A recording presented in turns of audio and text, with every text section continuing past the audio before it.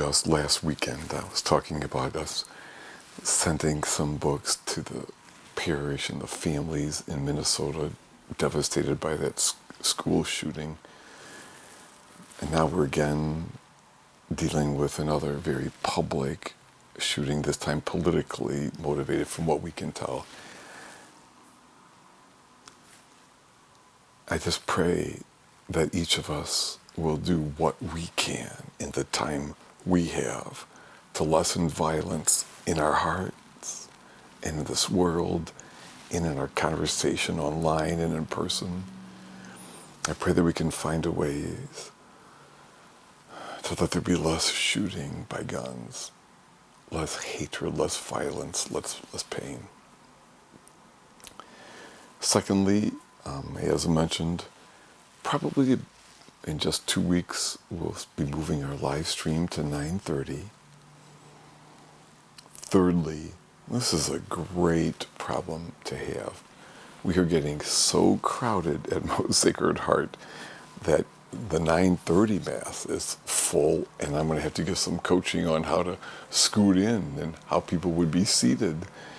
And we have so many kids in general here, which we all flat out love, and we do a lot to make them welcome. Mass bags. I could go on and on with what we do. It just really matters.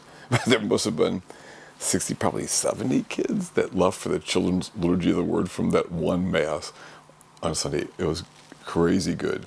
And we're going to be giving a little bit of coaching on how to also keep the volume down for people to pray while being very respectful and loving to all moms and dads who bring their kids. That maybe the 10-second rule, if I think this is going to take more than 10 seconds to calm my child down, I head to either Father Delling Hall, where we're now going to start turning the TVs on and people can pray there for a moment, or in the narthex, but we want them to come back as soon as possible to pray with us.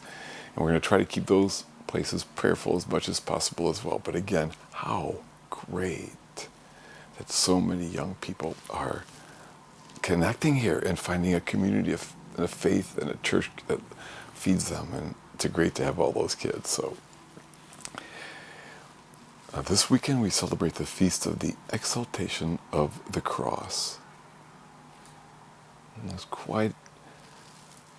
quite something that we're going to look at today, that the church asks us to look at. And our gospel question is, if you could say something to Jesus from that vantage point of being at the foot of the cross,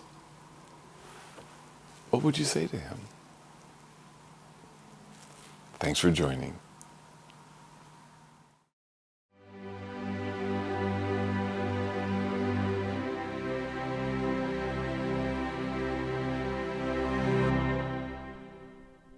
Sometimes when a child wants mom's attention, the child will take mom's face in their hands and say, "Mom, look here," as they aim their mom's face right at their own. Well, today's feast is called the Exaltation of the Cross, and the church does something very similar for us. It takes our faces and says, "Look, right here." Today's feast takes us to the foot of the cross. I can't imagine what it must have been like to have been there. For his mother Mary especially, right? This was the baby boy she used to hold in her arms and sing lullabies to. Now a man tortured on a cross till he dies. For the other disciples, this was also horrible and awful beyond imagining. This was their Jesus, their hope, their meaning, their friend, the one for whom they'd given up everything, now covered in blood and spit and bruises, trying to breathe even as the life force drains from him. Today, we are taken to the foot of the cross. In our scriptures and in our liturgies, as in life, we always get taken to the foot of the cross. Taken there to see such love You see, the church trusts that we cannot do so without responding, that we cannot look and be unmoved. Perhaps we are grateful, maybe horrified. Perhaps we look with trepidation because of what we realize love might cost us. In just a moment, we'll each have a chance to speak to that love, to our Jesus on the cross. We weren't there 2,000 years ago, but on one level, we are there now.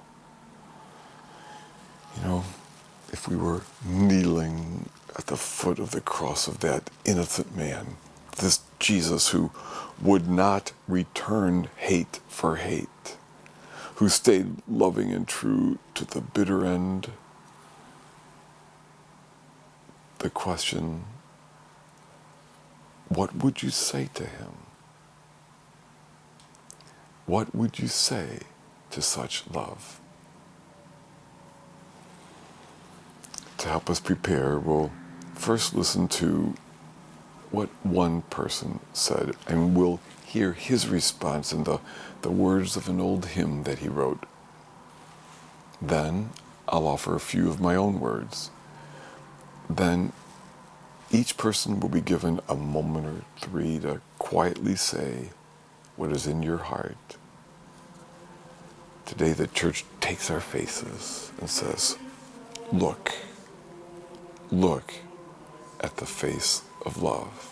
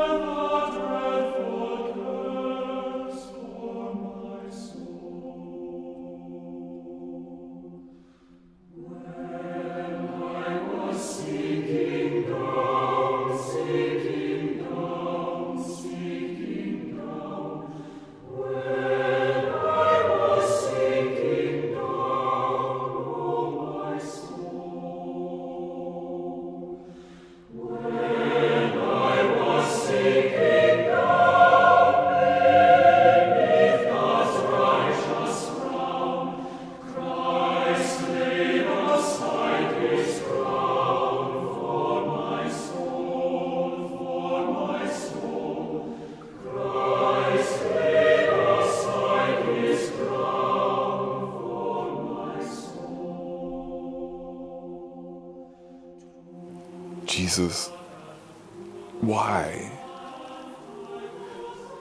Why does it have to end like this?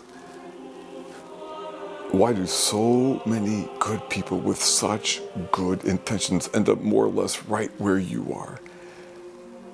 Empty and hurting and abandoned. Why do so many innocent people have to suffer?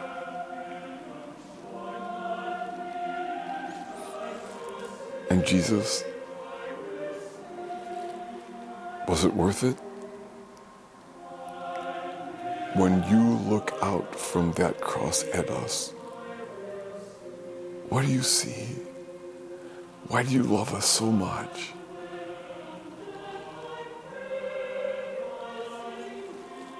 And Jesus, what was it that enabled you to say, Father, forgive them? Tell me what you see that helps you get past how you were treated and to forgive them. Please, Jesus, give me more of that in my heart. More of that which helped you stay true.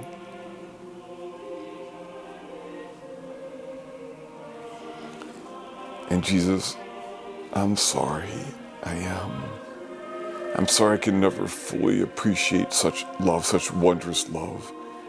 But above all, Jesus, I am sorry for any way I've caused suffering in your body, your precious people. Please, God, bless them, forgive me.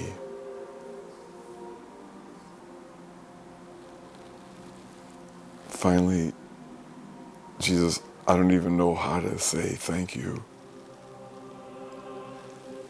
How could I ever thank you for being so faithful to your life and to mine? I want to love like you, I really do. Please fill me with more and more of your spirit, that my life might give you thanks. With all my heart, I want to say thank you and I love you with my life.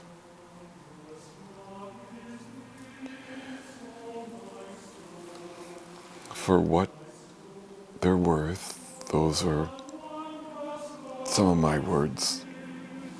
The question now is, what would you say to such love?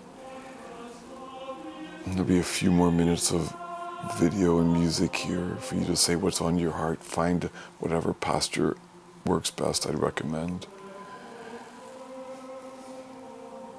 Seeing Jesus on the cross, is there anything you would want to say to him? Well, go ahead. Now's your time. Tell Jesus what's on your heart.